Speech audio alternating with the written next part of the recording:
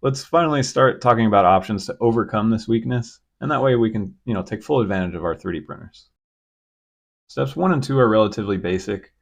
Before you do anything, you really want to define the functional requirements for your part, and that's where you find out what the forces are that are acting on it, what are the magnitude of those forces, and what direction are those forces acting in.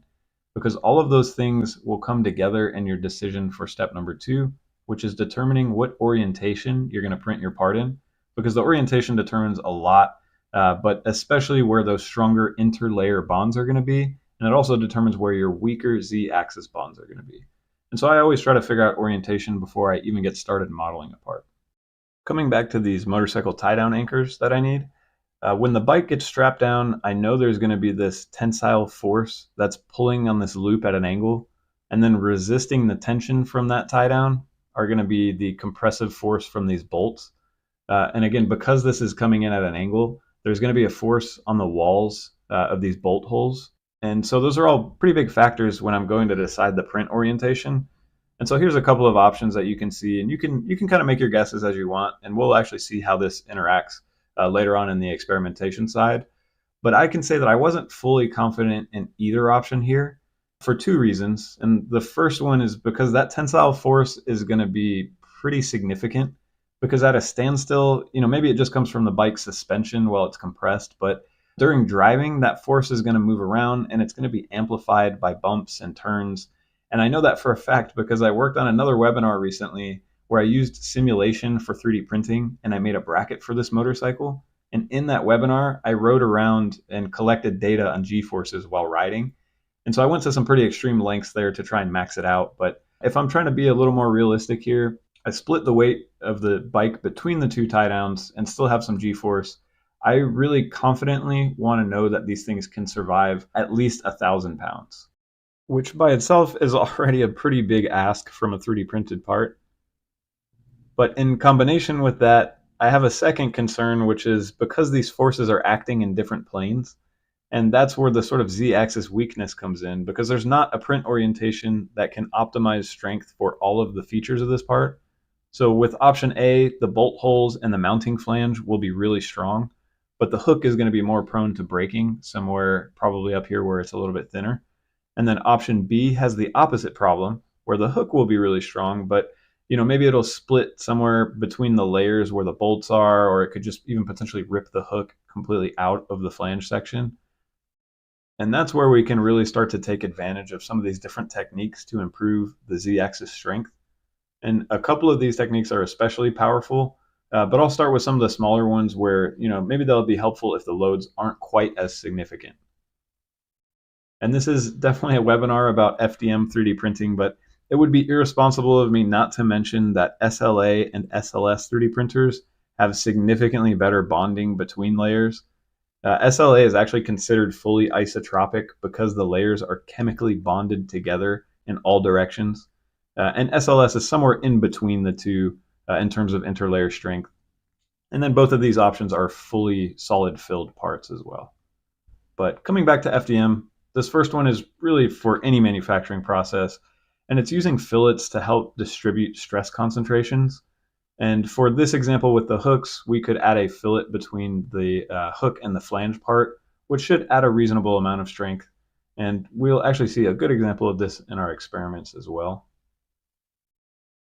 The next one is just switching the material that you're using to print with.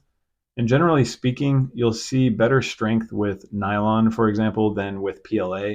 And part of that is at a molecular level where certain materials just bond better than others between the layers. In addition to that, you can get these fiber-filled filaments. And so this is a good example. This is Onyx from Markforged, and it's a nylon 6 with chopped up pieces of carbon fiber in it. And so during printing, when the plastic is melted, those fibers can move around and sort of reorient themselves, and they can get in between the layers and strengthen the layers as well. And so this by itself may not offer a huge improvement, but when you couple it with increasing your infill, it can actually make a pretty decent difference. Because if you have a material that bonds better and you have more of that material being bonded, it just increases your strength overall. So all these things so far are pretty straightforward, and they offer some improvement with relatively low effort. On the flip side, these other two things that I'm about to talk about offer a lot more strength, but you do have to spend some more time in CAD getting a little creative with your designing. The first is to take advantage of cheap and easy to get off the shelf hardware. And so a lot of the time you can just get stuff that's lying around the shop, because there is a phrase with 3D printing that complexity is free compared to machining. But there's a lot of great examples with this. And this one from Markforged is probably the best one that I've seen. It is a tube bending die where the printed part is this piece in blue, and then we have this tube being bent around the part. And there were two sort of major concerns with this thing. The first one is that when the tube is being bent, the pressure of the tube against the 3D print would split it in half along these layers.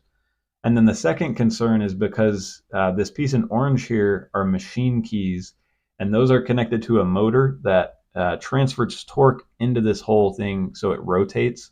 And so there's just this concern that it would shear and split the layers somewhere along where the machine keys meet the part. But they were able to overcome both of these things using off-the-shelf hardware. And so for the tube bending piece, they used bolts all the way around the curvature of this part. And those bolts are going to clamp the layers together and prevent them from separating. So you're kind of stealing the tensile strength from the bolts here. And then for the machine keys, they actually use these square dowels that press fit into the part. And the square dowels actually distribute the force between all of the layers all the way up into the part. And so it does a really good job of preventing that shearing from happening. So I think this part is a really good and impressive achievement overall, and they ended up with a fully functional part at the end of the day.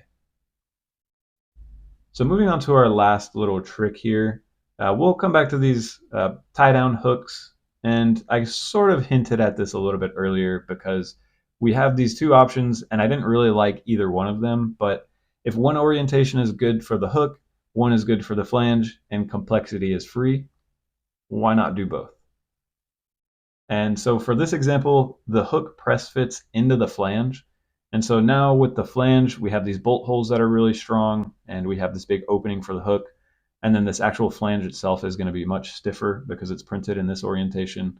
And then the hook, of course, is going to be extremely strong because it's all printed interlayer here. And then we have this additional flat piece that will be kind of resisting the flange as the hook's being pulled.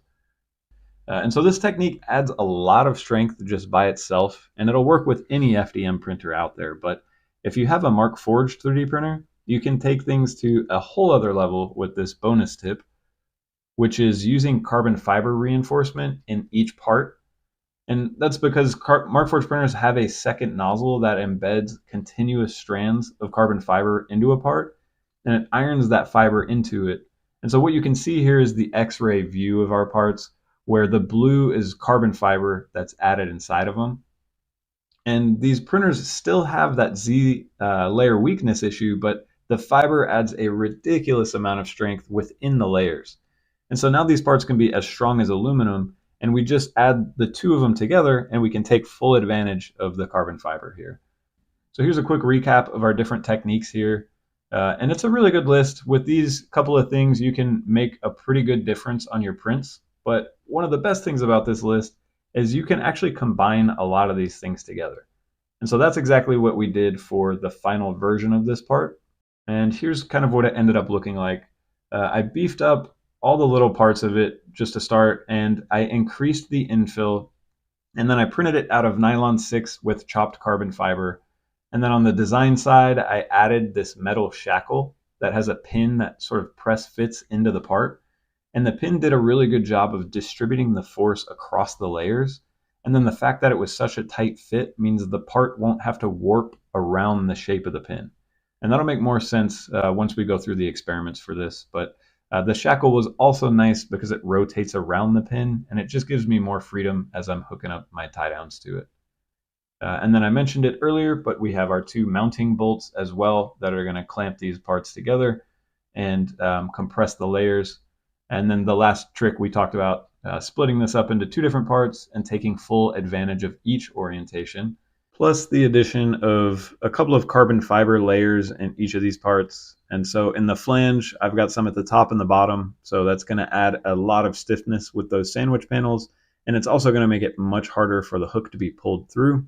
And then within the hook, I've got some layers striped out of carbon fiber just to strengthen the hook overall, and then give this piece that's going to be on the back side some extra stiffness so it can't get pulled through as well.